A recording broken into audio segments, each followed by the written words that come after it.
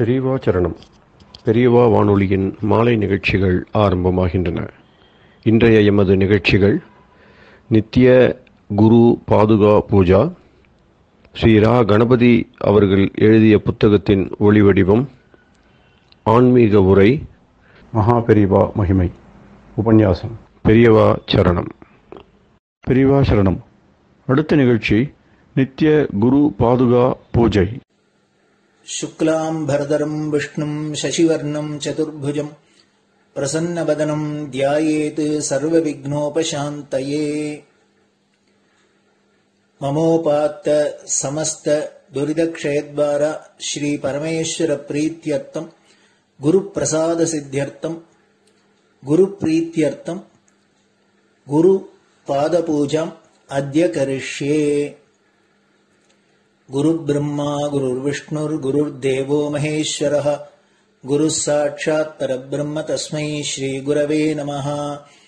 अपारकरुणा सिन्धुं ज्ञानदं शान्तरूपिणं श्रीचन्द्रशेखरगुरुं प्रणमामि मुदान्वहम्। सदाशिवसमारम्भां शङ्कराचार्यमध्यमाम् अस्मदाचार्यपर्यन्तां वन्दे गुरुपरम्पराम्. எல்லோரும் குருவ பெரிவாள தியானம் பண்ணிண்டு அர்ச்சனை பண்ணுவோம். அஷ்டோத்திரம்.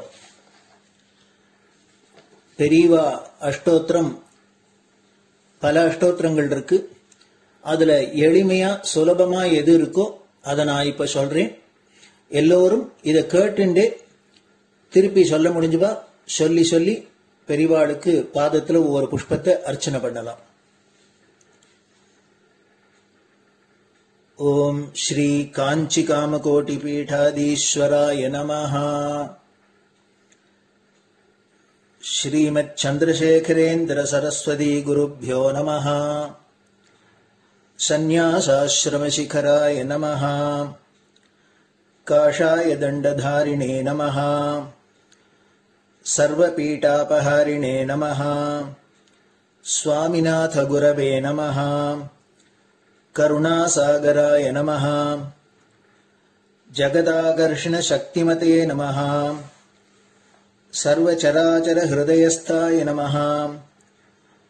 ओम भक्त परिपालक श्रेष्ठाय नमः।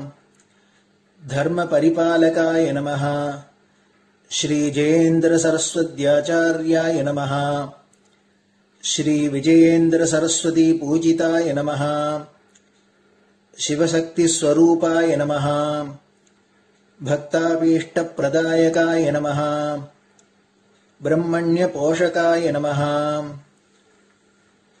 ब्रह्म विष्णु शिवैक्य स्वरूपाय नमः। कांची क्षेत्रवासाय नमः। कैलाश शिखरवासाय नमः। स्वधर्म परिपोषकाय नमः। चातुर्वर्ण संरक्षकाय नमः। लोकरक्षण संकल्पाय नमः। ओम ब्रह्मनिष्ठापराय नमः। सर्वपापहराय नमः। धर्मरक्षक संतुष्टाय नमः। भक्तार्पितधन स्वीकर्त्रे नमः। सर्वोपनिषत् सारज्ञाय नमः। सर्वशास्त्रगम्याय नमः।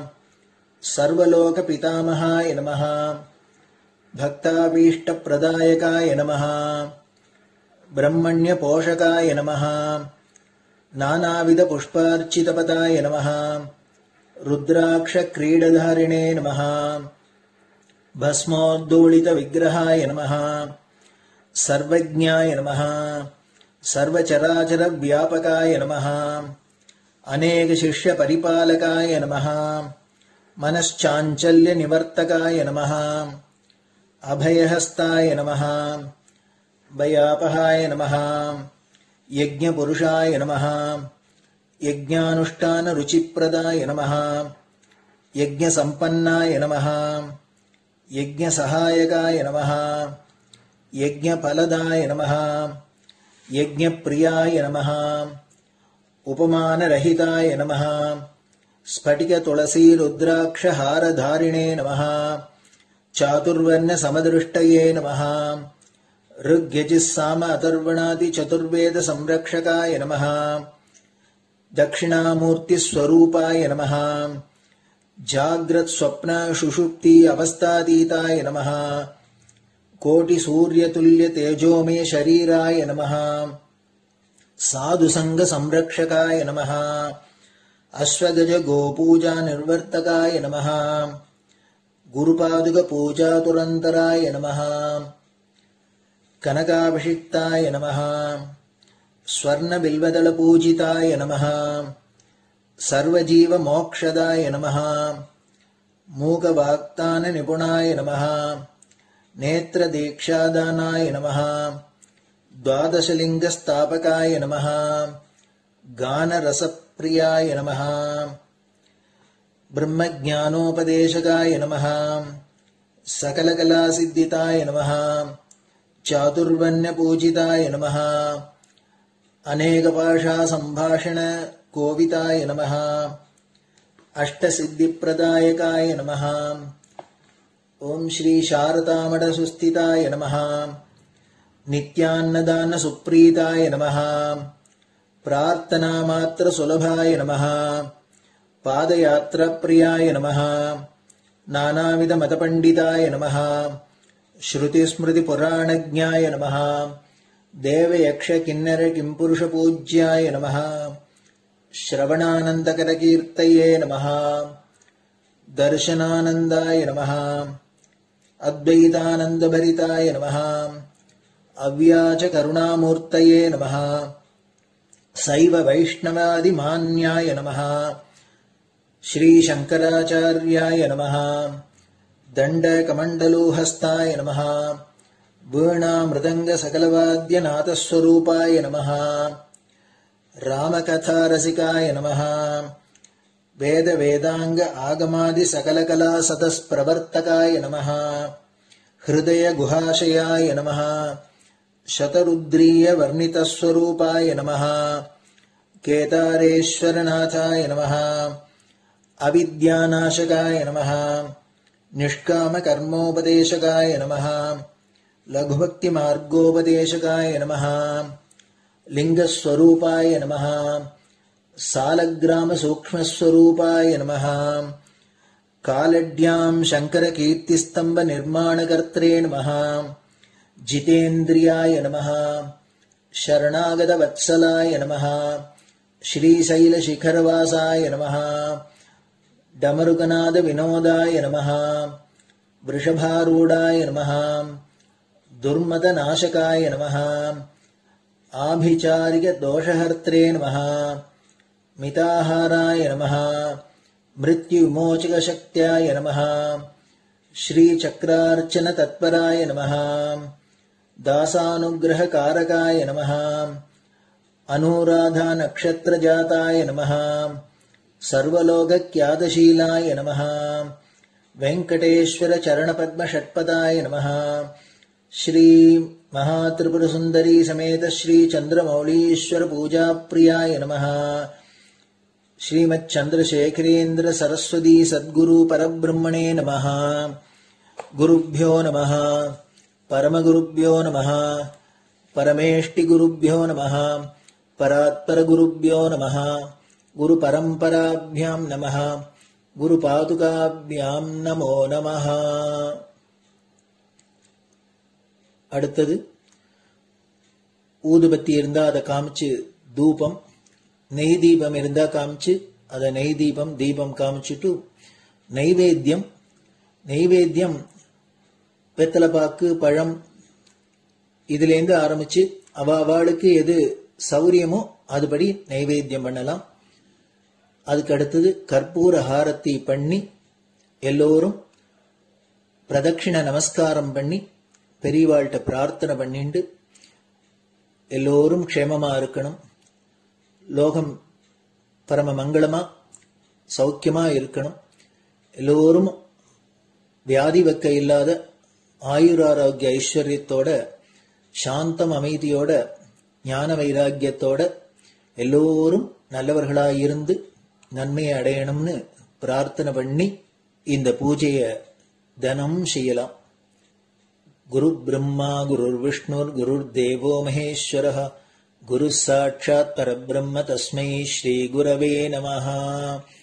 அபார கருணா சிந்தும் ஞானதம் சாந்தரூபிணம் ஸ்ரீசந்திரசேகர குரும் பிரணமாமி முதான்வகம்.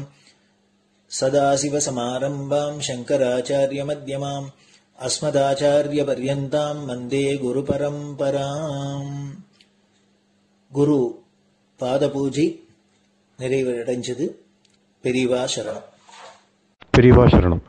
பெரியவா வானொலியில் நேயர்கள் அடுத்து கேட்க இருப்பது ஸ்ரீ ரா கணபதி அவர்கள் எழுதிய புத்தகத்தின் ஒளி வடிவம். அளிப்பவர் ஸ்ரீமதி உமா சங்கர் அவர்கள். தேனினும் இனிய சொல்லான் தீச்சுடர் மேனி கொண்டான் ஊனுயிர்க்குயிரதான ஒன்றினைக் கலந்து நின்றான் ஏனினிக் கவலை நெஞ்சே இன்றுனக் அருள் செய்தான் இஞ்ஞானவான் காமகோட்டி நாதனை நம்புவோமே. ஜெய ஜெய சங்கர, ஹரஹர சங்கர. மகாபெரிவாளின் உபன்யாசங்களை ரா கணபதி அண்ணா தெய்வத்தின் குரல் என்ற பெயரில் 7 பாகங்களாக தொகுத்து அளித்ததின் 7ஆம் பாகத்தின் அடுத்த பகுதி குரு சிஷ்ய உறவு. சர்வமும் உபதேசிப்பதற்கு சான்று. இதெல்லாம் இருக்கட்டும், குரு தனக்கு தெரிந்த சர்வமும் சிஷ்யனுக்கு உபதேசித்து விடுவார். அதாவது அப்படி சொல்ல வேண்டியது அவர் கடமை என்று உபனிஷத் காட்டுகிறது என்று பார்த்து கொண்டிருந்தோமே. இதை இந்த 6 சிஷ்யர்கள் மாதிரியே இன்னொரு சிஷ்யனும் வேறே ஒரு விதத்தில் தெரிவிப்பதாகவும் இன்னொரு உபநிஷத்தில் வருகிறதை முன்னேயே சொன்னேன். ஸ்வேதகேது கதையில்தான். குருவுக்கே கர்வம் உதவாது, அவர் வினய சம்பன்னராக இருக்கணும் என்று இப்போதுதான் பார்த்தோம். சிஷ்யனுக்கோ வினயம்தான். ஒரு பத்னிக்கு பாதிபிரத்தியம், கற்பு நோன்பு மாதிரி அத்தனை முக்கியம்.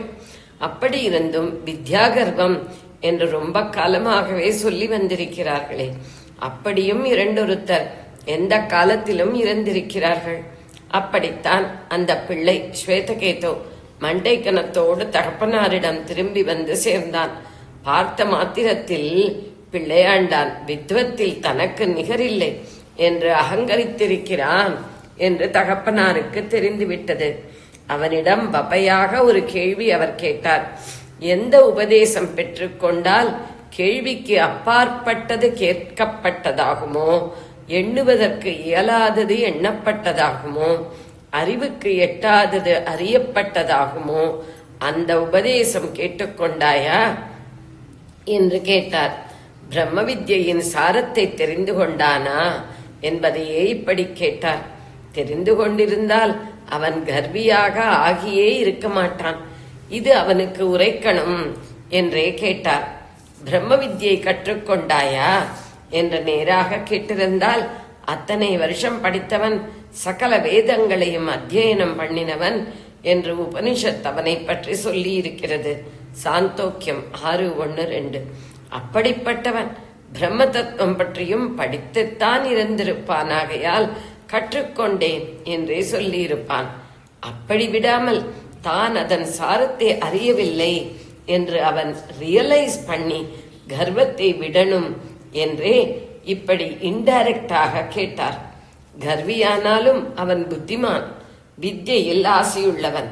ஆகையினால் இப்படியும் ஒரு வித்யா, கேட்கவும் நினைக்கவும் அறியவும் முடியாததை கேட்டு நினைத்து அறியும்படி செய்யும் வித்யா, தெரிஞ்சுக்காம போனோமே, இப்பவாவது இவர்கிட்டே இருந்து தெரிஞ்சுக்கணும் என்று நினைத்தான்.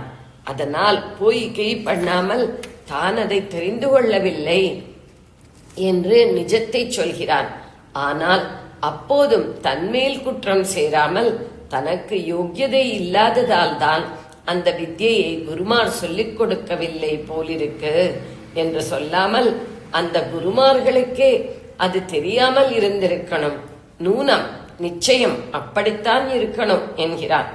இப்படி சொல்கிற அவன் வாயிலிருந்தேதான் அக்கால குருமாரின் உத்தம லட்சணமும் அப்போது வந்து விடுவதாக பார்த்தோம். அவர்களுக்கு தெரிந்திருந்தால் ஏன் சொல்லிக் கொடுக்காமல் இருக்க வேண்டும் என்கிறானே, அதுதான்.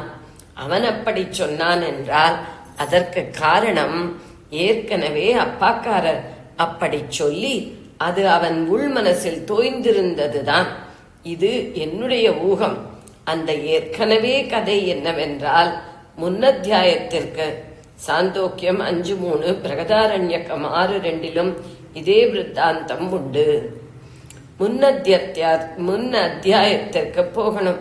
முதலில் ஸ்வேதகேதுவுக்கு அப்பாவே கொஞ்சம் கற்றுக் கொடுத்து விட்டு அப்புறமே அவனை வேறே பல ஆச்சாரியர்களிடமும் வித்வத் சதஸ்களுக்கும் அனுப்பி வைத்திருக்கிறார் என்று இங்கே தெரிய வருகிறது. அப்படி அவன் பிரவாகணர் என்கிற ராஜரிஷியின் சதஸுக்கு போகிறான். ராஜரிஷி அவனிடம் பித்ருலோக தேவலோக சமாச்சாரம் தெரியுமா என்கிற மாதிரி 5 கேள்விகள் கேட்கிறார். அவனுக்கு அந்த 5 விஷயமும் உபதேசம் ஆகவில்லை. எப்பவுமே அவனுக்கு கர்வம் ஜாஸ்தி. அதனால் தான் எல்லாம் தெரிந்தவன் என்கிற மாதிரி ஒரு இம்ப்ரெஷனை அவருக்கு ராஜரிஷிக்கு உண்டாக்கி இருந்தான். அதனால் இப்போது அவர் கேட்ட 5 கேள்விக்கும் இவனுக்கு பதில் தெரியவில்லை என்றதும் இவனை கொஞ்சம் ஹேளனமாக பேசிவிடுகிறார். கர்வியானதால் அவன் மானபங்கப்பட்டு கொண்டு மனஸ் குமுறிக்கொண்டு பிதாவிடம் திரும்பி வந்து ஏதோ எல்லாம் கத்துக் கொடுத்துட்ட மாதிரி என்னமா என்னை அனுப்பி வச்சே, ஏன் முழுக்க கத்துக் கொடுக்கலை என்று கோபமாக கேட்கிறான். அவர் சாந்தமாக பேசி ராஜசதஸில் நடந்த சங்கதிகளை தெரிந்து கொள்கிறார். அப்போது ராஜா கேட்டது எனக்கு நிஜமாவே தெரியத்தான் தெரியாது. தெரிஞ்சிருந்தா உனக்கு ஏன் சொல்லாம இருந்திருக்க போறேன் என்கிறார். அதுதான் அவன் மனசில் ஊறி அப்புறமும் அவன் யாரிடம் போனானோ அவர்கள் எல்லாரும் மனசை திறந்து சிஷ்யாளுக்கு சொல்லித் தருகிறதை பார்த்து இன்னும் உறுதிப்பட்டு அப்புறம் அப்பாவிடமே அவர் சொன்னதையே மற்ற குருமார் விஷயமாக திருப்பிச் சொல்ல வைத்திருக்கிறது. வேத சிரசுக்கே சிரசான உபதேசம். அப்புறம் அவன் கர்வம் அடங்கி அப்பாவையே அந்த உபதேசம் தரும்படி பிரார்த்தித்து அவரும் உபனிஷத்திலேயே உச்சமான மகா வாக்கியத்தை அவனுக்கு உபதேசித்ததாக கதை போகிறது. பிரமாணங்களில் உச்சஸ்தானம் எண்சான் உடம்புக்கு சிரசே பிரதானம் என்பது போல பிரதானமான பிரமாணமாயிருப்பது வேதம். அதற்கும் சிரஸ் உபனிஷத்துக்கள் ஸ்ருதி சிரஸ் எனப்படுபவை. அவற்றில் வரும் உபதேசங்களிலும் சிரசாக சிலதை மகா வாக்கியம் என்பார்கள். ஜீவனும் பிரம்மமும் ஒன்றே என்பதை சொல்கிற உபனிஷத் வாக்கியங்கள் எல்லாவற்றுக்குமே மகா வாக்கியங்கள் என்று பெயரிருந்தாலும் அவற்றிலும் சிரசாக குறிப்பாக வேதத்திற்கு ஒன்றாக 4 ரொம்ப விசேஷித்து சொல்வார்கள். அந்த 4லும் சிரசாக சொல்வது நேராக ஒரு சிஷ்யனிடம் குரு நீயே பிரம்மம் என்று சொல்கிற மகா வாக்கியம். அது சாமவேத மகா வாக்கியம். அப்படி சிரசுக்கு சிரசுக்கு சிரசுக்கு சிரசுக்கு சிரசாக சிரஸ் வேதம், அதற்கு சிரஸ் உபனிஷத்துக்கள், அவற்றுக்கு சிரஸ் பல மகா வாக்கியங்கள், அவற்றுக்கு சிரஸ் 4 மகா வாக்கியங்கள், அவற்றுக்கும் சிரஸ் இங்கு கூறப்படும் மகா வாக்கியம் உள்ள அந்த வாக்கியம் நாம் பார்த்து கொண்டிருக்கும் கதையில் வருகிற பிள்ளைக்கு தகப்பனார் உபதேசித்ததுதான். சொல்ல வந்தது, அந்த பிள்ளை தன் குருமார்கள் தங்களுக்கு தெரிந்த எந்த ஒரு வித்தியையும் தனக்கு சொல்லித்தராமல் இருந்திருக்க மாட்டார்கள் என்றதைத்தான். வினயத்தோடு நில்லாமல் உண்மையை தெரிவிப்பது. தெரிஞ்சா சொல்றேன் என்று ஒரு குரு தன்னிடம் வந்த 6 சிஷ்யாளிடம் வினயத்தோடு சொன்னார் என்றேன். அது பிரச்னோபனிஷத் ஆரம்பம். அப்புறம் அவர்கள் ஒவ்வொருத்தரும் கேட்ட ஒவ்வொரு கேள்விக்கும் சம்பூர்த்தியாக பதில் சொல்லி இருக்கிறார். இப்படி 6 செக்ஷன்கள். ஒவ்வொரு செக்ஷனுக்கும் பிரஷ்னம் என்றே பெயர் கொடுத்திருக்கிறது. பிரஷ்னம் என்றால் கேள்வி, ப்ராப்ளம் என்பதை பிரச்சனை என்றே தமிழ்நாட்டில் அரசியல் பேச்சாளர்களும் பத்திரிகையாளர்களும் சொல்லி இப்போது பொதுஜன புழக்கத்திலேயே அந்த வார்த்தை வந்துவிட்டதாக தெரிகிறது. எப்படி சமாளிப்பது என்று கேள்விக்குறி போட்டுக்கொண்டு நிற்பதைத்தானே ப்ராப்ளம் என்பது. ஆகையினால் அது பிரஷ்னம். அதுவே தமிழ் மொழி வழக்கில் பிரச்சனை ஆகிறது. ஆனால் பிரஸ்னை என்று சொல்லாமல் பிரச்சனை என்கிறார்கள். அதுதான் என்னமோ போல் இருக்கிறது. இப்படி 6 கேள்விக்கும் விளக்கமாக பதில் கொடுத்து 6ஆம் பிரஷ்ன முடிவில் உபனிஷத் முடிகிற இடத்தில் ரிஷி குரு ஆரம்பத்தில் தெரிஞ்சா சொல்றேன் என்றவர் அதே ஹியூமிலிட்டியுடன் இந்த அளவுக்கே நான் பரபிரம்மத்தை தெரிஞ்சுண்டது என்று சொல்கிறார். ஆனால் ஹியூமிலிட்டியிலே அவர் இப்படி சொல்ல போக அந்த சிஷ்யாள் அதுவே நிஜமோ, இன்னும் என்ன தெரிந்து கொள்ள வேண்டுமோ, அதற்காக இன்னும் யார்கிட்டே போகணுமோ என்றெல்லாம் நினைத்துவிடக் கூடாதல்லவா? அந்த மாதிரி அவர்களுக்கு சந்தேகம் சஞ்சலம் வராமல் இருப்பதற்காகவும் பெற வேண்டிய உபதேசம் அத்தனையும் பெற்று கிருதார்த்தராகிவிட்டோம் என்ற நிச்சயம் அவர்களுக்கு ஏற்படுவதற்காகவும் அவர் முடிந்த முடிவாக இதுக்கு மேலே ஒண்ணுமில்லை என்றும் சொல்கிறார். ஸ்ரீ சங்கர பாஷ்யத்தை முற்றிலும் அடியொற்றி ஸ்ரீசரணர் கூறியிருக்கிறார். வினய சம்பத் குருவுக்கும் லட்சணம் என்றால் அவருடைய முக்கியமான காரியமோ சிஷ்யாளின் குழப்பத்தை பிரஷ்னையை தீர்ப்பதுதானே. பகவான் அர்ஜுனனுக்கு அதைத்தானே பண்ணினார். விஷாத யோகம் என்றே முதல் அத்தியாயமாக பேர் கொடுத்திருக்கிற அர்ஜுனனுடைய குழப்ப படலத்திற்கு விஷாதம், குழப்பம். முடிவு கட்டத்தானே அப்புறம் 17 அத்தியாயம் உபதேசம் பண்ணினார். அப்படி இருக்கும்போது தம்முடைய வினயத்தினால் தாமே சிஷ்யாளுக்கு புது குழப்பத்தை உண்டாக்கிவிடக் கூடாதென்றே பிரஷ்னோபனிஷத் முடிவிலே ரிஷி அழுத்தம் கொடுத்து இதுக்கு மேலே எதுவும் இல்லை என்றார். அப்போதுதான் அந்த சிஷ்யாள் எங்களை அவித்யைக்கு அக்கறை சேர்த்த தாங்களே எங்களுடைய பிதா என்று சொல்லி நமஸ்காரம் பண்ணினது. குருவுக்கும் தந்தைத்தன்மை உண்டு என்ற பிரிவில் கண்ட விஷயம் இது. ஜெய ஜெய சங்கர, ஹர ஹர சங்கர. பெரியவா சரணம். இந்நிகழ்ச்சியின் அடுத்த பகுதி நாளை மாலை இதே நேரத்தில் ஒளிபரப்பாகும். பெரியவா சரணம். பெரியவா சரணம். பெரியவா வானொலியில் நேயர்கள் அடுத்து கேட்க இருப்பது திரு கவிக்கண்ணன் அவர்களின் ஆன்மீக உரை. பெரியவா சரணம். ராம் ராம். ஸ்ரீ குருப்யோ நமஹ. ஜெய ஜெய சங்கர, ஹர ஹர சங்கர. பெரியவா வானொலி நேயர்கள் அனைவருக்கும், மகா பெரியவாவுடைய பக்தர்கள் அனைவருக்கும் அடியேன் கவிக்கண்ணனின் அன்பு கலந்த நல்வாழ்த்துக்கள். ராம் ராம். ஸ்ரீ குருப்யோ நமஹ. ஜெய ஜெய சங்கர, ஹர ஹர சங்கர. குருவருளும் திருவருளும் என்ற தலைப்பிலே நாம் முன்னுரையில் இருக்கிறோம். சென்ற வார தொடர்ச்சியாக மேலும் சில விஷயங்களை இந்த பகுதியில் காண இருக்கிறோம்.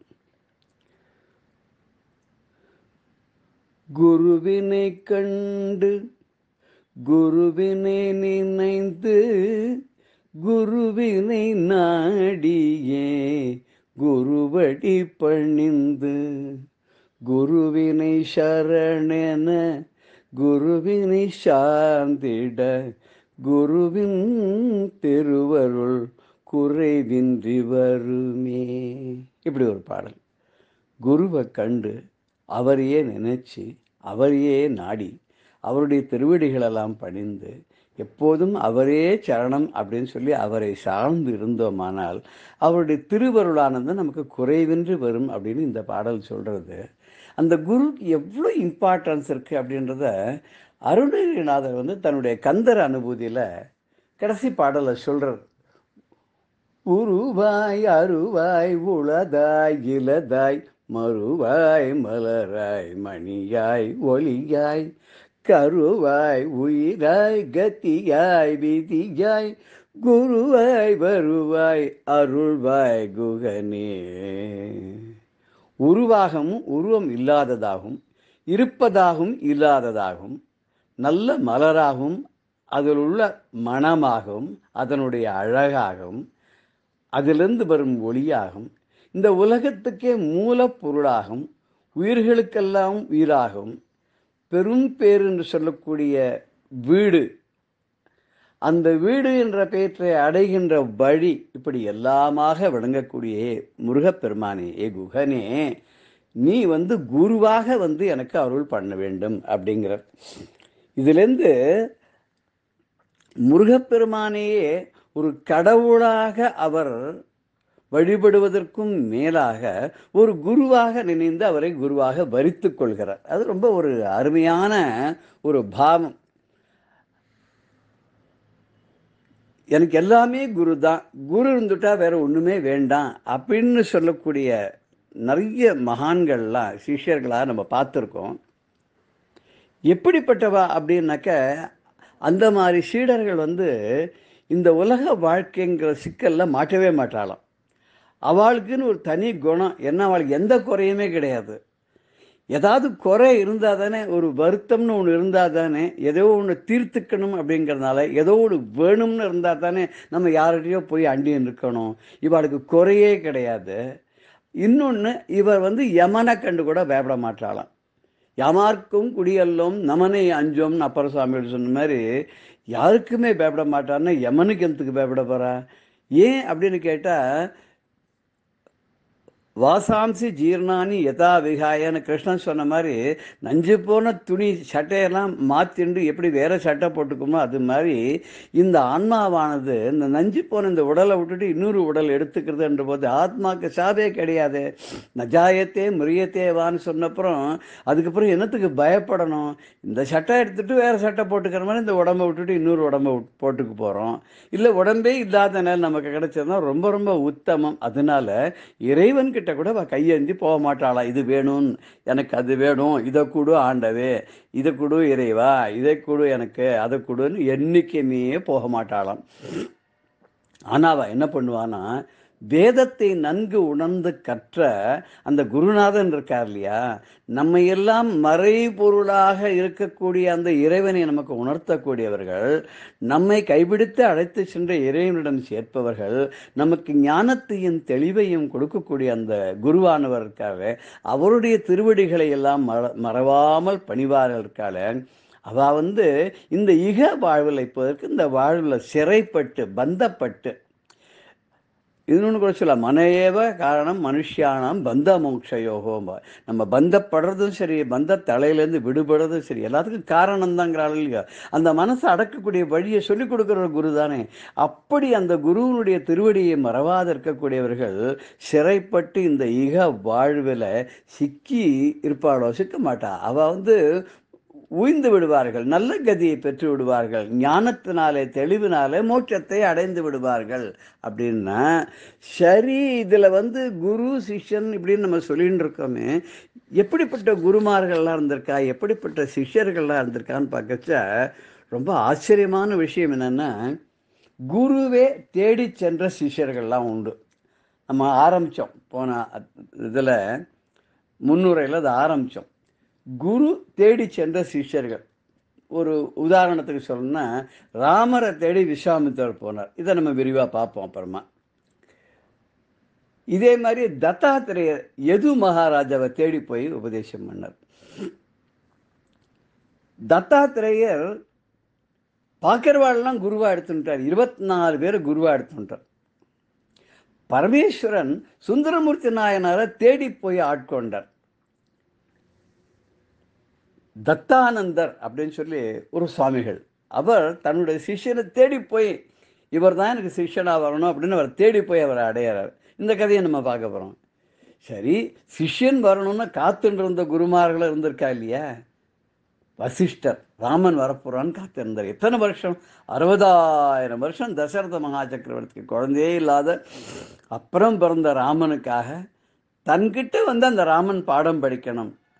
ராமன் வசிஷ்டத்தை படித்த பெரிய அந்த இதுக்கு கிரந்தத்துக்கு பேர் யோக வாசிஷ்டம்னு பேர். அதுக்கப்புறம் ராமகிருஷ்ண பரமஹம்சர், அவர் தனக்கு ஒரு அருமையான சீடனான நரேந்திரன் எப்போ வருவான்னு காத்துட்டே இருந்தாராம். அதே மாதிரி சாந்திபனி முனிவர் பாகவதத்தில் நம்ம பார்க்குறோம். பல லீலைகளெல்லாம் பண்ணி முடித்த ஸ்ரீ கிருஷ்ணன் 10-12 வயசுக்கு மேலே தான் படிக்கிறதுக்கே போகிறார். சாந்திபனியுடைய ஆசிரமத்துக்கு போகிறார். அங்கே போயிட்டு 64 நாளில் 64 கலைகளையும் கற்று உணர்ந்தார் அப்படின்னு. அப்படி அந்த கிருஷ்ணனை தனக்கு சிஷ்யனை அடையணும்னு சாந்தியபனி முனிவை காத்துட்டு இருந்தாராம். அதே மாதிரி தட்சிணாமூர்த்தியாக திருவாதூரருக்காக மணிவாசக பெருமானுக்காக சுவாமி காத்துன்னு இருக்காராம். அவர் எப்போ வரப்போறான்னு காத்துன்னு இருந்து ஒரு லீலையை பண்ணி அவர் குதிரை வாங்கறதுக்கு கொண்டு வந்த பணத்தை வச்சுன்னு அவர் கோவிலை புனருத்தாரணம் பண்ண அவருக்கு பிறகு பாத தீட்சை கொடுத்து அவர் ஆட்கொண்டான்ற கதை அதுவும் விரிவாக நம்ம பார்க்கறதுக்கு இருக்கோம். அதோட ரைக்வர் அப்படின்னு சொல்லி ஒரு பெரிய ஞானி மகான், அது உபநிஷத்தில் வருது சாந்தோக்கியத்தில். அவர் காத்துன்னு இருக்கார் ஒரு சீடனுக்காக. யாருன்னா அவன் ஒரு ராஜா, ஞானஸ்ருதி அப்படின்னு சொல்லி அவருடைய கொள்ளு பேரன். அவன் இந்த ஒரு நல்ல ஒரு பெரிய ஆசானை தேடி அவன் வரும்போது ஒரு நல்ல சிஷ்யன் வரணும்னு இவரும் காத்துன்னு இருக்கார். அவர் எப்படி காத்துன்னு இருந்தார், எப்படி அவருக்கு அவர் ஞானத்தை அவருக்கு போதிச்சாருங்கிறது அதையும் நம்ம பார்க்க போகிறோம். சனகாதி முனிவர்கள் அவ வரணும்னு காத்துட்டு இருந்தாராம் தட்சிணாமூர்த்தி. நம்ம அந்த ஸ்லோகம் கூட பார்த்தோம் இல்லையா, சித்திரம் படத்தர் ஒரு மூலே சிஷ்யா விருத்த சிஷ்யா குருர் யுவகா குருவஸ்து மௌனம் வியாக்கியானம் சிஷ்யா சின்ன சம்சயாக நம்ம பார்த்தோம் இல்லையா. 4 வயசான சீடர்கள் சனகாதி முனிவர்கள்லாம் தட்சிணாமூர்த்தி முன்னாடி உட்கார்ந்துருக்காரு. இவர் மௌனமாக சின்முத்திரை காமிச்சுட்டு இருக்கார் தட்சிணாமூர்த்தி. அவளுக்கு எல்லாமே விளங்கி போயிடுத்துன்னு. இப்போ குருவையை தேடி போன சிஷ்யர்களாக நம்ம பார்க்கலாம். ஆதிசங்கர பகவத் பாதர் 8 வயசுல குழந்தையா பால சன்னியாசியா கௌடபாதரை நோக்கி நர்மதா நதி தீரத்துக்கு போறார். ராமானுஜர் உடையவர், அவர் அஷ்டாட்சர உபதேசம் வாங்கிக்கிறதுக்காக 18 தடவை அந்த வைகையில் வெயிலில் நின்று கரையில் நின்று திருக்கோஷ்டி நம்பிக்காக காத்துன்றிருந்து அவர்கிட்ட உபதேசம் வாங்கிக்கிறதுக்கு படாத பாடுபட்டார். அதையும் பார்க்க போகிறோம்.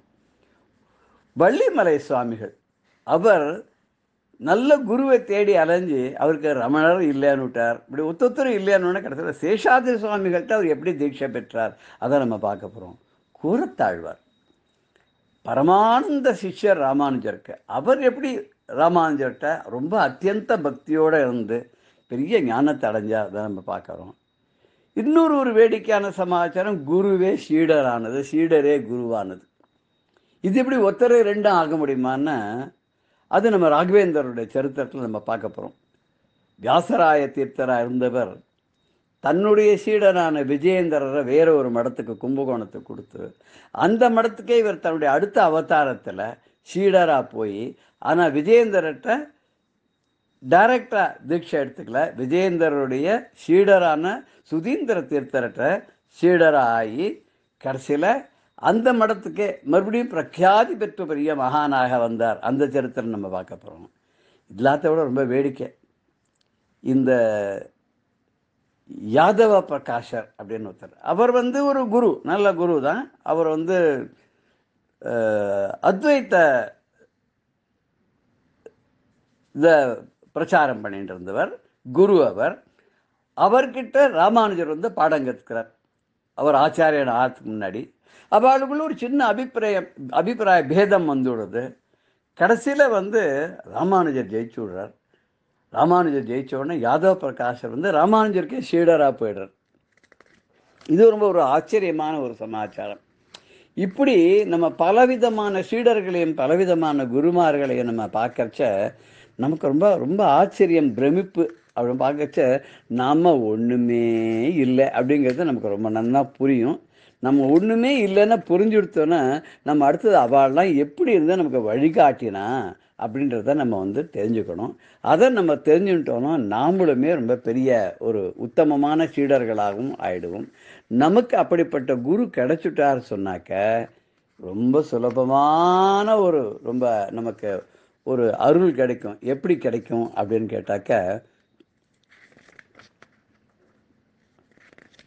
அதை நம்ம இப்போ ஒரு சின்ன ஒரு பஜனைகளெல்லாம் எல்லாரும் சொல்லுவா, அந்த பாட்டை வச்சுட்டு நம்ம பார்க்கலாம். இப்போது தாண்டி விடலாம் கடல் தாண்டி விடலாம், சாரமற்ற சம்சார கடலை தாண்டி விடலாம், சாரமற்ற சம்சார கடலை தாண்டி விடவே ஆசை என்னும் பார கப்பலில் ஏறக்கூடாது, குருநாதன் நல்ல கப்பல்காரன் காலை பிடியுங்கள், அவர் கருணையினால் அக்கறைக்கு சென்று விடலாம், தாண்டி விடலாம், கடல் தாண்டி விடலாம், சாரமற்ற சம்சார கடலை தாண்டி விடலாம். இந்த சாரமே இல்லாத இந்த சம்சார கடலை தாண்டணும்னா அருமையான கப்பல்காரன் யாரு அப்படின்னு சொன்னால் குருநாதன் தான்.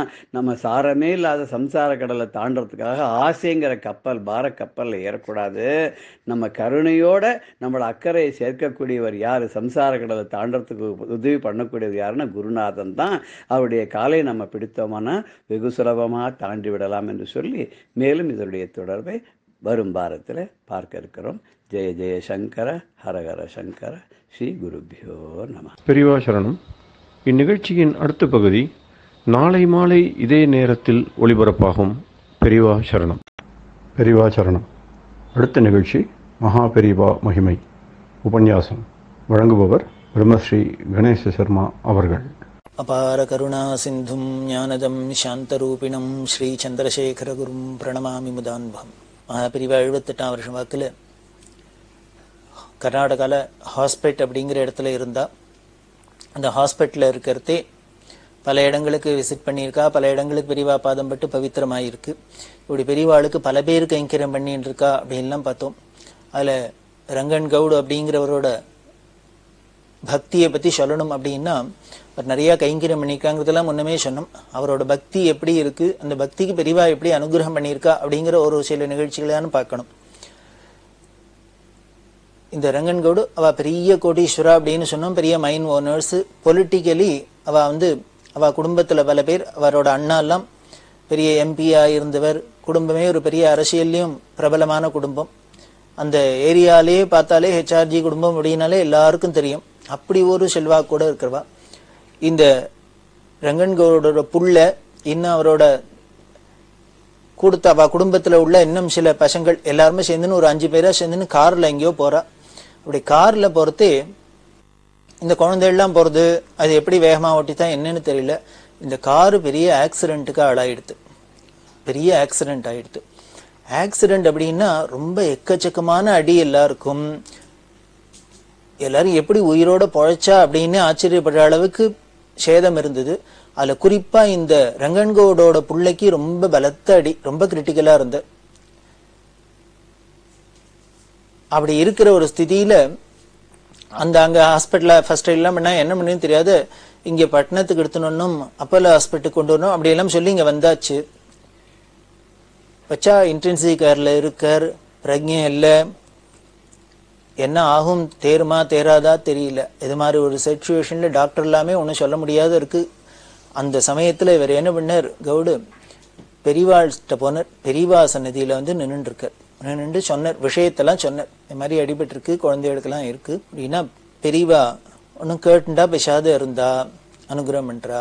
இவர் என்ன பண்ணிட்டார், பெரியவாள்கிட்ட சொல்லிட்டு திரும்பி போகாத பெரியவா சன்னதியிலே இருந்துட்டார். அந்த குழந்தைக்கு ஒன்றும் ஆபத்து இல்லை, அவன் நல்லபடியாக பொழைச்சிடுவான், இதை விட்டு போறது இல்லை அப்படின்னு ஒரு சங்கல்பம் பண்ணாப்புல, தீர்மானம் பண்ணாப்புல பெரியவா சன்னதியிலே இருக்காருன்ட்டு. ஆனால் என்ன அதிசயம் நடந்தது அப்படின்னா, இந்த ஆஸ்பத்திரியில் இன்டென்சிவ் கேரில் படுத்துன்னு இருக்கிற அந்த பையனுக்கு ஒரு விஷன் தரிசனம். கை காலு உடம்பு எல்லாமே ஒன்றும் அசைய முடியாத ஒன்றும் செயலிழந்து இருக்கு. அப்படி இருக்கிறதே பெரியவா முதல்ல கையை அப்படி தொடரா, வலது கையை தொட்டு தடவரா. அந்த கையை உடனே அசைய ஆரம்பிச்சிருது. உடனே இடது கையை தொடரா, அந்த கையை அசைய ஆரம்பிச்சிருது. காலை தொடரா, அது ஆக்டிவ் ஆயிடுது. இப்படி ஒவ்வொரு அங்கமா தடவி பெரியவா தொட்டு சொல்லிட்டு எல்லாம் சரியா போயிடுது அப்படின்னு சொல்லி அனுகிரகம் பண்றா. அந்த காட்சி மறைஞ்சு போயிடுது. மறைஞ்சு போனா என்ன ஆச்சு அப்படின்னு, இது ஏதோ அவருக்கு கனவு மாதிரி அப்படின்னு தோணினா கூட நிஜத்துல என்ன ஆயிடுது அப்படின்னு, இப்படி செயலிழந்த எல்லா அங்காவயங்களும் செயல்பட ஆரம்பிச்சுடுத்து.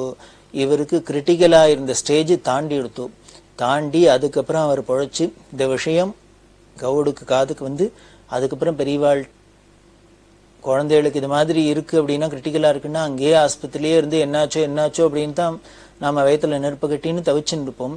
ஆனா இவர் என்ன பண்ணினார் அப்படின்னாரு, நாம அங்க இருந்து பிரயோஜனம் ஒன்றும் இல்லை, அதுக்கு மேல பெரியவா சந்நிதியில இருப்போம், அவள்கிட்ட பிரார்த்தனை பண்ணுவோம், பெரியவா சந்நிதியில இருந்தா ஒன்றும் நமக்கு ஆபத்து வராது அப்படிங்கிற ஒரு தீர்மானமா இருந்தார் போல இருக்கு. அப்படி இருந்ததுனாலேயே இந்த பக்திக்காக அந்த பையன் அங்கே பழைச்சு அதுக்கப்புறம் அவர் பெரிய எம்எல்ஏவாகி மந்திரியாகி எல்லாம் பண்ணி இன்னைக்கு பிரமாதமாக இருந்துட்டு இருக்கார். அப்படின்னா இதெல்லாம் பெரியவா பண்ற ஆச்சரியம்.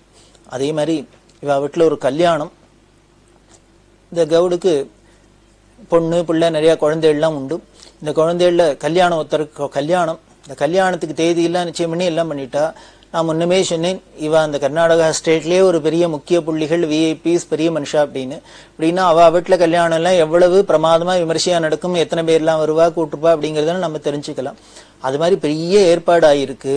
ஆனா அந்த சமயத்துல என்ன ஆயிடுச்சுன்னா, இந்த கவுடோட தாயாருக்கு ரொம்ப உடம்பு சரியில்லாத போய் கிரிட்டிக்கலா இருக்கு. எந்த சமயம் என்ன ஆகும்னு சொல்ல முடியாத அளவுக்கு இருக்கு. இவாளுக்கும் கவலையா படுத்து இவ்வளவு ஏற்பாடையும் பண்ணி என்ன பண்றதுன்னு தெரியல, கல்யாணம் நல்லபடியா நடக்கணுமே அப்படியெல்லாம் கவலைப்பட்டு பெரியவாள்கிட்ட பிரார்த்தனை பண்ணிண்டா. கல்யாணம் எல்லாம் வச்சிருக்கு, நல்லபடியா ஏற்பாடு பண்ணிருக்கு, குறிச்சபடி கல்யாணம் நடக்கணும். ஆனா தாயாருக்கு இப்படி இருக்கிறதுனால என்ன பண்றதுன்னு தெரியல, பெரியவா அனுகிரகம் பண்ணும் அப்படின்னா பெரியவா கல்யாண பத்திரிகை வாங்கி பார்த்தா. எல்லாத்தையும் பண்ணிட்டு இப்படி சித்த நேரம் கண்ணை மூடின்னு நிமிந்து பார்த்தா. மேல பார்த்துட்டு போயிட்டு வா அப்படின்னு சொல்லி பிரசாதத்தை கொடுத்து அனுப்பிச்சுட்டா. இவ வீட்டுக்கு வந்துட்டா. வந்தா அந்த அம்மாக்கு அந்த இருக்கிறவாளுக்கு வியாதியில் இருக்கிறவாளுக்கு அப்படியே தான் இருக்கு. இவ வீட்டுக்கு கல்யாணம், அது கல்யாணமும் நெருங்கிடுத்து, கல்யாண நாளும் வந்துடுத்து. முகூர்த்தெல்லாம் ஆச்சு. முகூர்த்தெல்லாம் ஆனோன்னு இந்த கவுடு என்ன பண்ணினார், உடனேயே வீட்டுக்கு வந்துட்டார். எந்த சமயம் என்ன வேணா நடக்கலாம். நல்ல வேளை பெரியவா அனுகிரகத்துல இது வரைக்கும் ஒன்னும் ஆகல, அதனால கல்யாணம் ஆயிடுத்து, முகூர்த்தம் ஆயிடுத்து அப்படின்னு நினைச்சுன்னு வீட்டுக்கு வர. வீட்டுக்கு வந்தோன்னு என்ன ஆச்சு அப்படின்னு தாயார் காலமாயிட்டா. அவர் ரொம்ப மனசு உருகி சொல்லுவார், அநேகமா அம்மா முன்னாலே போயிருக்கணும், பெரியவாள்கிட்ட போய் பிரார்த்தனை பண்ணி பத்திரிகையை வச்சு கல்யாணம் எல்லாம் ஏற்பாடு பண்ணியாச்சு, ஒன்னும் விக்னம் இல்லாத நடக்கணும் அப்படின்னு சொன்னதுக்கு பெரியவா அந்த சமயத்துல என்ன பண்ணினார், அப்படி என்னமோ ஆகாசத்தை நிமிர்ந்து பார்த்தா சித்த நேரம் என்னமோ பண்ணிட்டு உடனே நமக்கு பிரசாதத்தை கொடுத்தா. எதுக்கு அப்படின்னு அவர் கவுடு சொல்லுவார், வேற ஒண்ணும் இல்லை, யம தர்மராஜாவுக்கு ஆர்டர் போட்டுருவார், நான் சொல்ற வரைக்கும் நீ அந்த வீட்டு பக்கம் போகப்படாது, முகூர்த்தம் ஆகட்டும் அப்படின்னு ஆக்ஞை பண்ணினாப்புல இருந்தது. சத்தியத்துக்கு கட்டுப்பட்டாப்புல கல்யாணம் ஆச்சு, முகூர்த்தம்லாம் ஆச்சு. அப்புறம் நாங்க வீட்டுக்கு வந்தோம். வீட்டுக்கு வந்தா அதுக்கப்புறம் இவாளோட காலமும் ஆச்சு. அதனால பெரியவா நினைச்சா என்ன வேணா பண்ணலாம், காலனவா அப்படின்லாம் அவர் சொல்லி பெரியவாளோட பக்தியில திளைச்சிருப்பார். அப்படி இருக்கிற பெரியவா இது ஏதோ காலம் நிறுத்தி வச்சார். இப்படி பிள்ளைக்கு அப்படி சீரியஸா இருந்தது, அவர் பொழைச்சு இன்னைக்கு பிரமாதமா இருக்கார். தாயாருக்கு இனிமே தள்ளி வச்சா போக வேண்டியத கல்யாணம் எல்லாம் ஆக விட்டு அப்புறம் போறாப்புல தள்ளி வச்சா அப்படின்லாம் பாக்குறோம் இல்லையா. இது எல்லாம் நமக்கு ஏதோ விளையாட்டா இருக்கிறாப்புல இருக்கு. பெரியவாளோட லீலையில இதெல்லாம் விளையாட்டு தான், அவளுக்கு இதெல்லாம் சர்வ சகஜம் தான், லீலா வினோதம் தான். பெரியவா ஒரு நாளைக்கு சொல்றா, யாரோ ஒரு அம்மா, அந்த அம்மா என்ன பண்ணினா வினோதமா அவளுக்கு ஒரு பிராரப்தம் என்னன்னா, இவ வெளியில போனா காக்கா தலையில காரும் கொத்தும், தலையை தட்டும். இந்த காக்கா தலையில அடிச்சா கொஞ்சம் அபசகுனம் அப்படின்லாம் சொல்லுவா. காக்கா மேல எச்சமிட்டா, காக்கா தலையில தட்டினா எல்லாம் ஒரு அபசகுனம் அப்படின்னு நமக்கு ஒரு நம்பிக்கை. இது இந்த அம்மாவுக்கு ரொம்ப வருத்தமா இருந்தது. இந்த அம்மாவுக்கு ஒரு பொண்ணு இருக்கு, 2 பிள்ளை இருக்கு, எல்லாம் ஸ்கூல்ல படிச்சுட்டு இருக்கு, எல்லாம் இருக்கு. இது ஏதோ ஒரு தரம் 2 தரம் நடந்ததுன்னா எதேச்சியா நடந்தது அப்படின்னு வச்சுக்கலாம். இந்த அம்மா இதை வெளியில போறதே அப்பப்போ நடந்துட்டு இருக்கு. இது ஒரு பயம் வந்துடுத்து, எதுக்கு காக்கா நம்ம தலையில அடிக்கிறது, நம்ம தலையில அடிக்கிறதுன்னு. இது என்ன பண்ணுதுன்னு தெரியல. பெரியவாள்கிட்ட போய் பிரார்த்தனை பண்ணிட்டா. பயமா இருக்கு, எனக்கு மனசுல வருத்தமா இருக்கு, அச்சான்யமா இருக்கு, குழந்தை இல்லாமோ இருக்கு, அதுக்கெல்லாம் வளர்த்து ஆளாக்கணும், அதனால பெரியவாதான் அனுகிரகம் பண்ணணும். இது இன்னும் காக்கா அடிச்சா தோஷம்பா, எனக்கு என்ன பண்றதுன்னு தெரியல, பெரியவா அனுகிரகம் பண்ணணும் அப்படின்னா. உடனே பெரியவா நீ ஒண்ணு பண்ணு, தனம் காத்தால காக்காய்க்கு சாதம் போடு. நம்ம வீட்டுலாம் பழக்கம் உண்டு, சுவாமிக்கு நைவேத்தியம் மட்டும் காக்காய்க்கு சாதம் போடும். நல்லெண்ணெயில சுவாமிகிட்ட விளக்கு ஏற்றி வை, நல்லெண்ணெயில தில தைலத்துல தீபம் ஏற்றி வை. சனிக்கிழமை சிவங்கோவில்ல போய் தரிசனம் பண்ணு.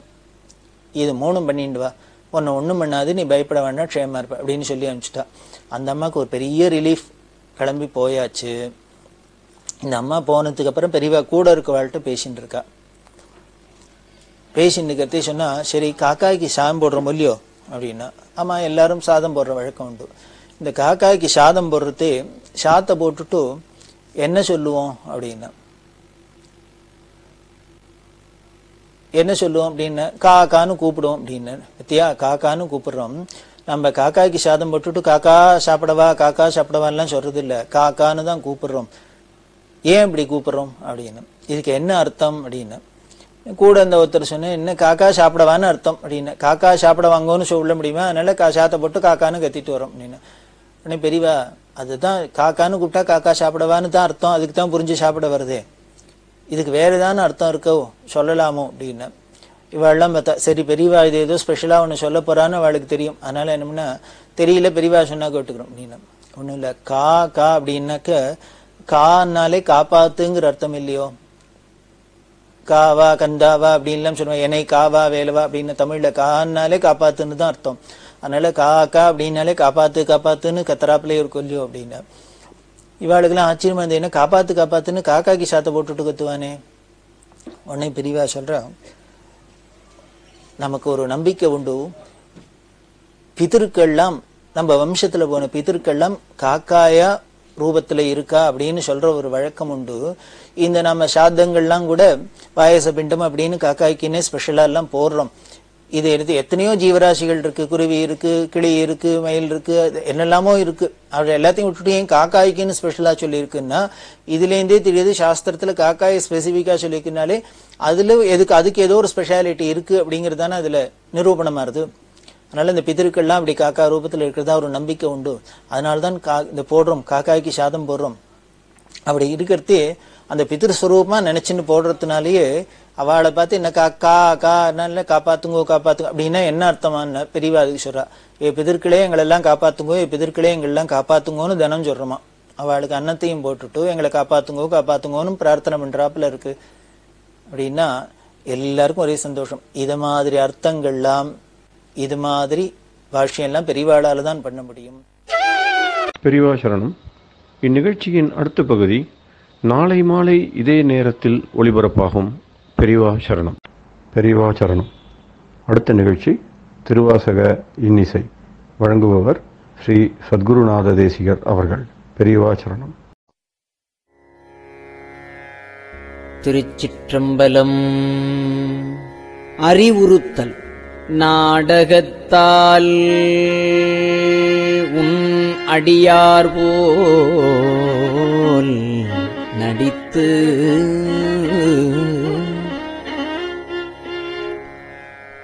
நான் நடுவே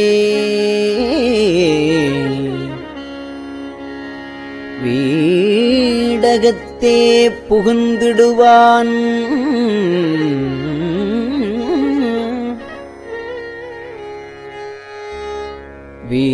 வீடகத்தே புகுந்திடுவான்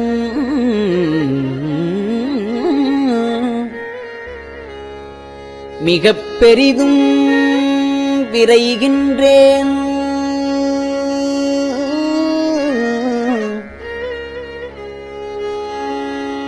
ஆடகச் சீர்மணிக்குன்றே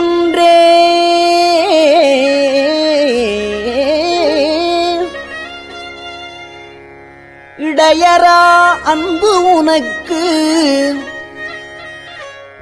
ஆடகச் சீரு மணிக்குன்றே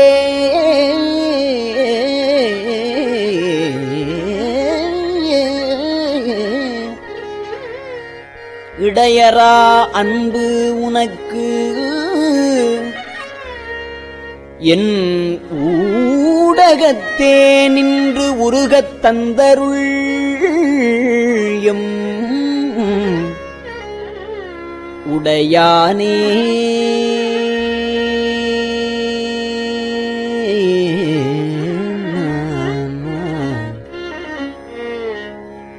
யானேதும் பிறப்பு அஞ்சேன்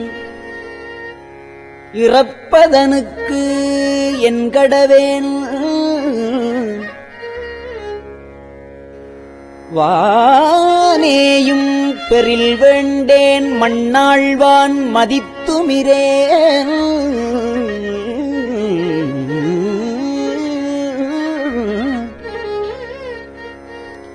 தேனேயும் மலர்க்கொடியாய் கொன்றைச் சிவனே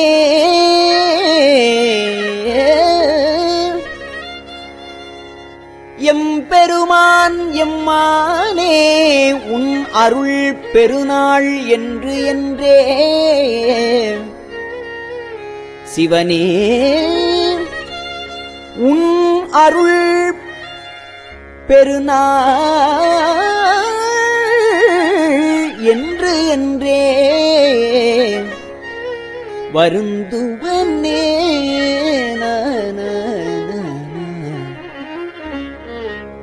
வருந்துவன் நின் மலர்பாதம் அவை காண்பான் நாயடியேன் இருந்து நலமலர்ப்புனையேன் ஏத்தேன் நாத்தழும்பேரப் பொருந்திய பொற்றிலை குனித்தாய்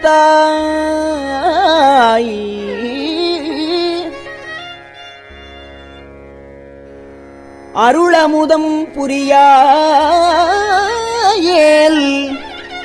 வருந்துவன் நல் தமியே மற்று என்னே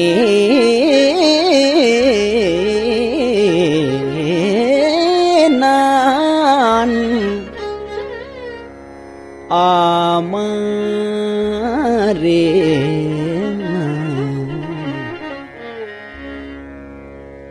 ஆமாறு உன் திருவடிக்கே அகங்குழையேன் அன்புருகேன் பூமாலை புனைந்து ஏத்தேன்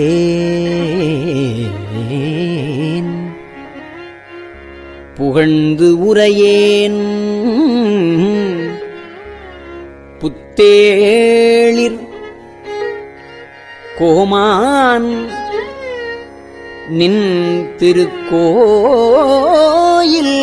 தூகேன் மெழுகேன் கூத்தாடேன் சாமாரே விரைகின்றேன் சதுராலே சார்வானே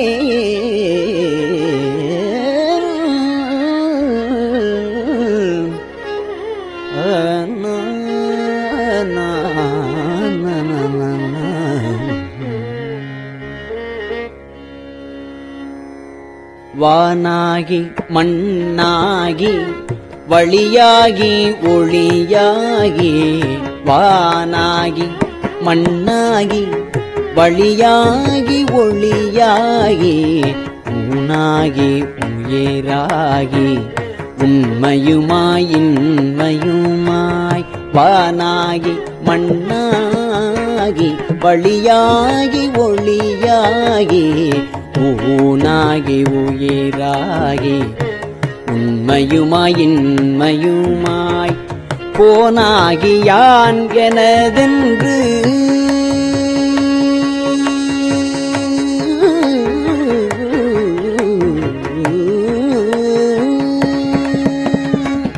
போனாகி யான் எனதென்று அவரவரை கூத்தாட்டுவானாகி கூத்தாட்டுவானாகி கூத்தாட்டுவானாகி அவரவரை கூத்தாட்டுவானாகி நின்றாயை என் சொல்லி வாழ்த்துவனே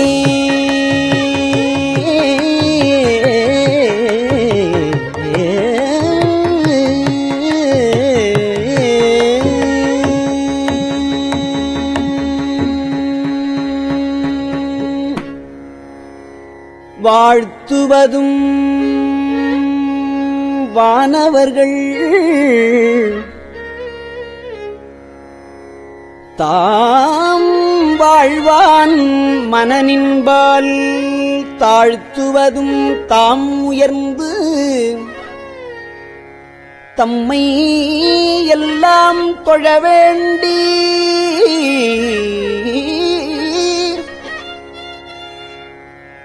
சூழ்த்து மதுகர முரலும் தாரோயே நாயடியேன் பாழ்த்த பிறப்பு அறுத்திடுவான் யானும் உன்னை பரவுவனே.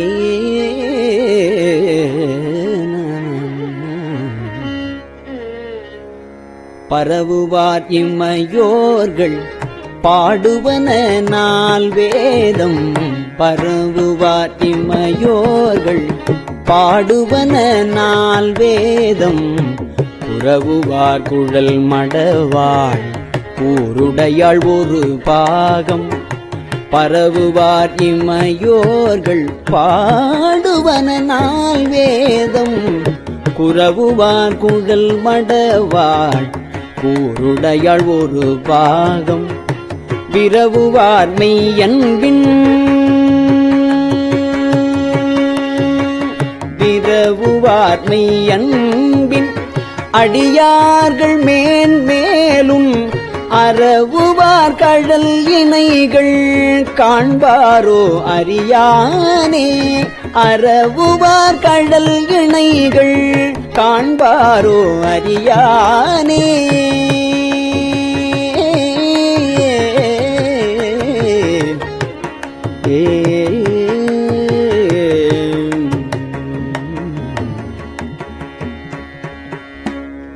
அறியானே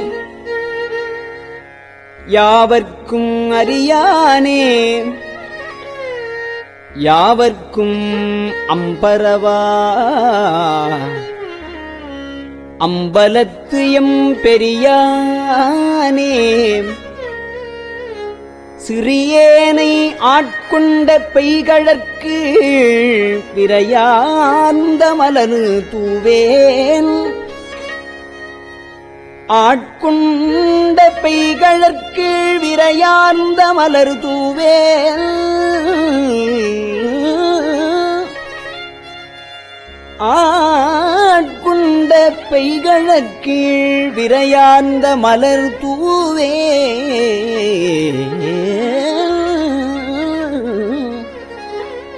வியந்தலரேன் நயந்துருகேன் தரியேன் நான் ஆமாறு என் சாவேன் நான் சாவேனே.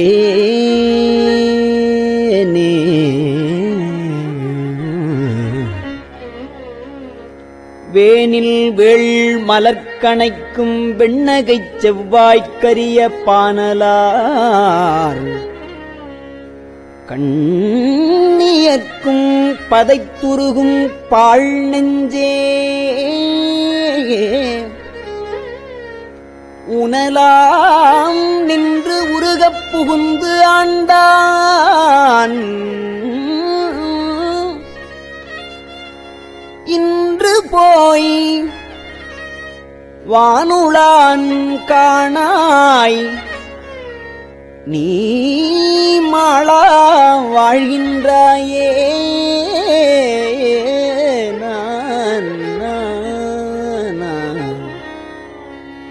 வாழ்கின்றாய் வாழாத நெஞ்சமே. வாழ்கின்றாய் வாழாத நெஞ்சமே. வல்வினைப்பட்டு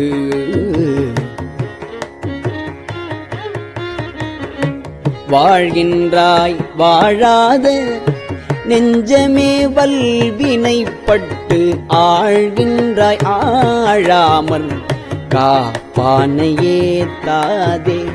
ஆழ்கின்றாய் ஆழாமற் காப்பானை ஏத்தாதே.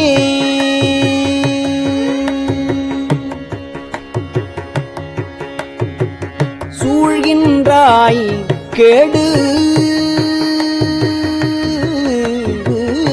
சூழ்கின்ற வீழ்கின்றாய் கேடு உனக்கு சொல்கின்றேன் பல்காலும் சூழ்கின்றாய் கேடுனக்கு சொல்கின்றேன் பல்காலும் வீழ்கின்றாய் நீ பல்காலும் வீழ்கின்றாய் நீ அவலக்கடலாய வெள்ளத்தே வீழ்கின்றாய் நீ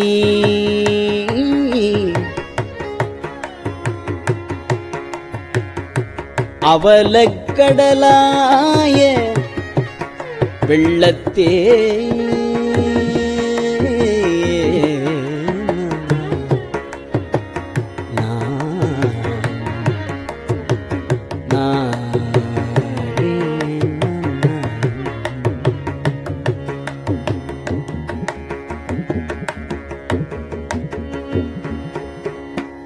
திருச்சிற்றம்பலம்.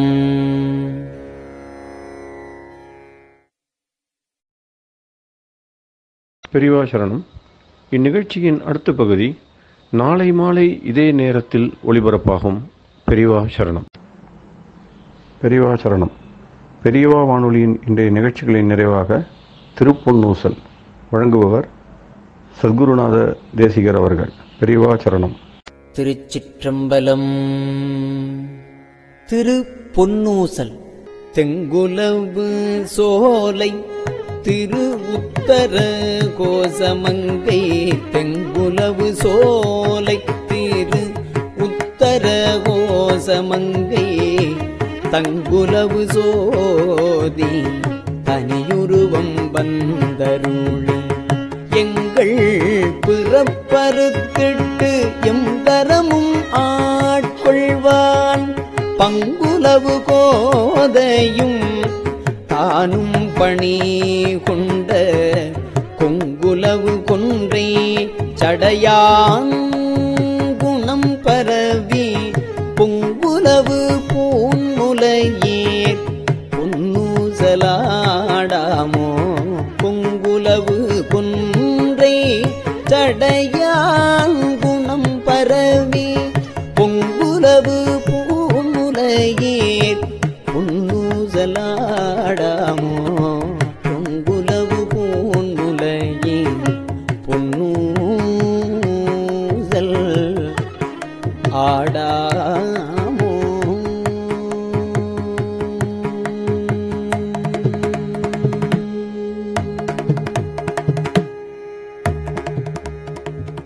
திருச்சிற்றம்பலம். கஞ்சிவல காமாட்சி தன் குழந்தாய் சங்கரே கஞ்சிவல காமாட்சி தன் குழந்தாய் சங்கரே குரு சந்திரசேகரே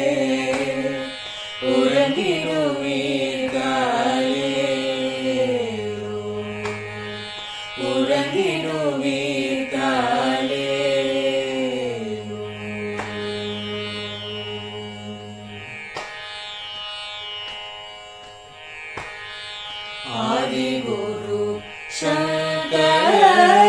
சங்கரராய் அன்றொரு நாள் வந்தவரே அறுபத்து எட்டாகும் பீட்டபதி காலே ஏழுலகம் பூப்பவரே காப்பவரே கரப்பவரே எல்லோர்க்கும் அருள்பவரே உலகிடுவீர்காலே அயனுடனே மாலவனோ தேடிய பொற்பதத்தவரே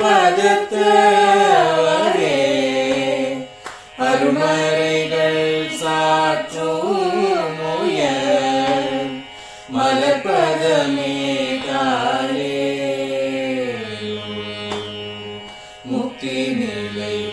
எய்திடவே சக்தி தரும் சத்குருவே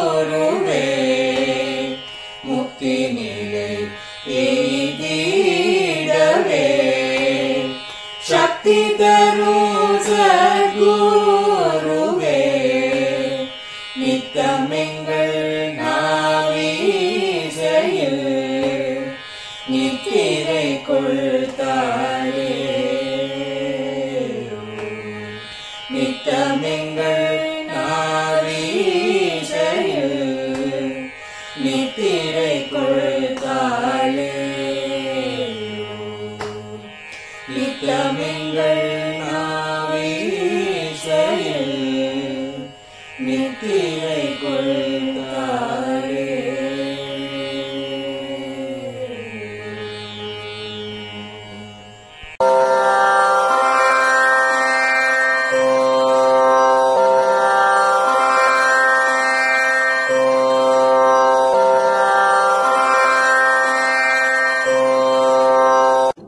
பெரியவா சரணம்.